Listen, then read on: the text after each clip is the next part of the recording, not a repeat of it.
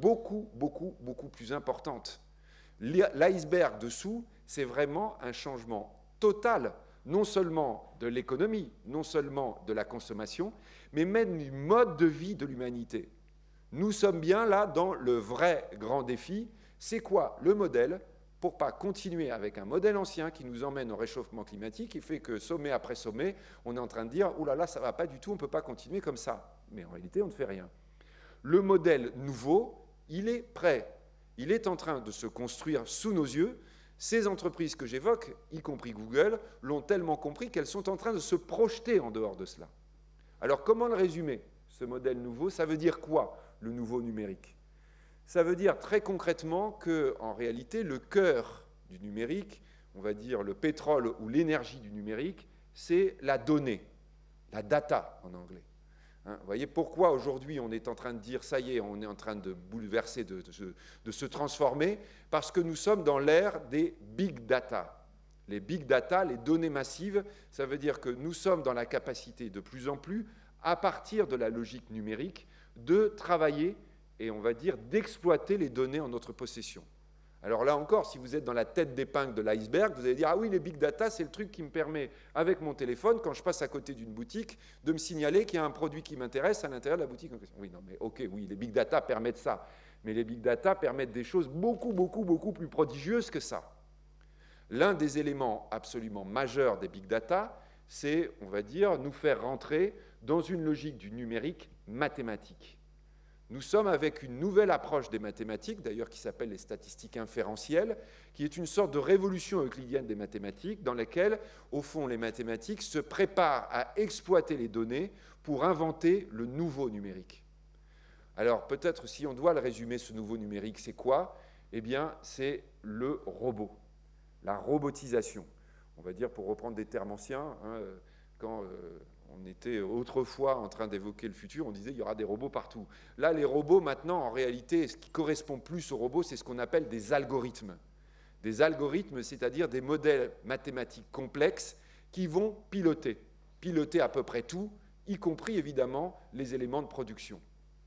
Alors oui, là, dans la robotisation, dans l'algorithme, ce serait très, très intéressant que nous, Européens, nous prenions position.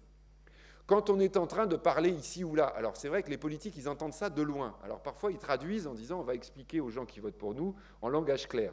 Donc ils disent, on va réindustrialiser la France, par exemple.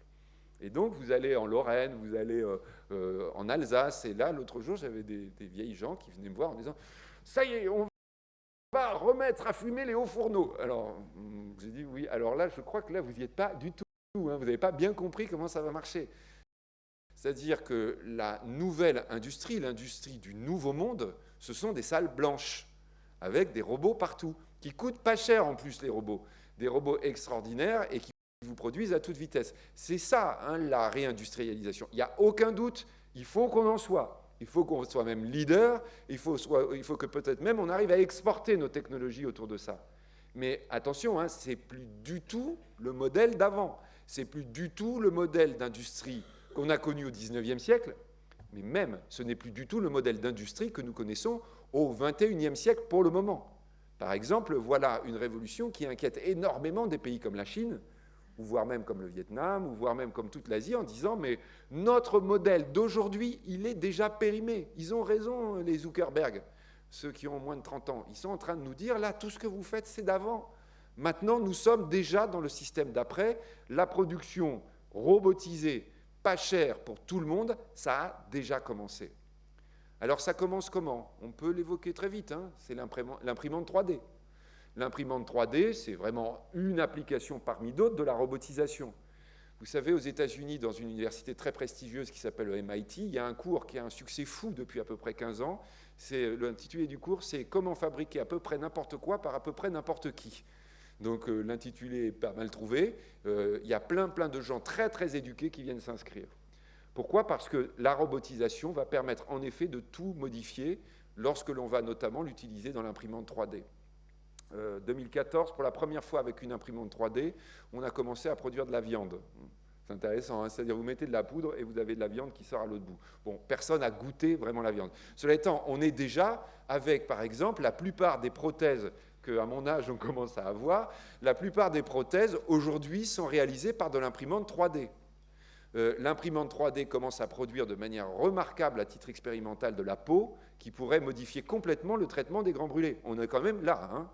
L'imprimante 3D est utilisée à fond aujourd'hui par les armées, en particulier les armées de l'air, lorsqu'elles sont en position. Il y a une imprimante 3D dans les grands porte-avions américains, c'est-à-dire quand l'avion revient avec des trous dans l'aile, eh bien, le soir même, il a une pièce neuve qui a été fabriquée par l'imprimante 3D.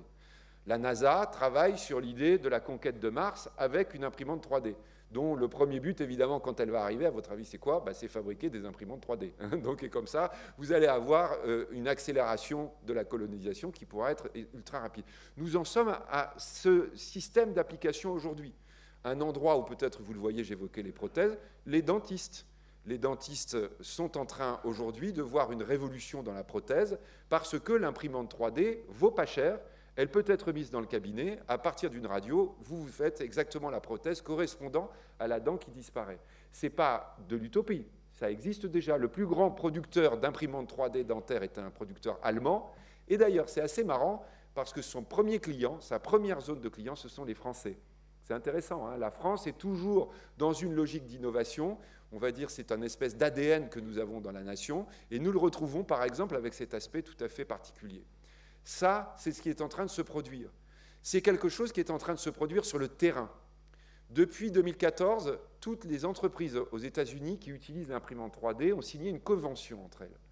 Une convention qui dit tous les soirs, nous allons fermer à 18 heures. Vous allez me dire, oui, bon, une convention comme ça, on en a quelques-uns à en avoir signé, effectivement, ça s'appelle convention collective, oui, d'accord. Non, non, aux États-Unis, ils ont dit,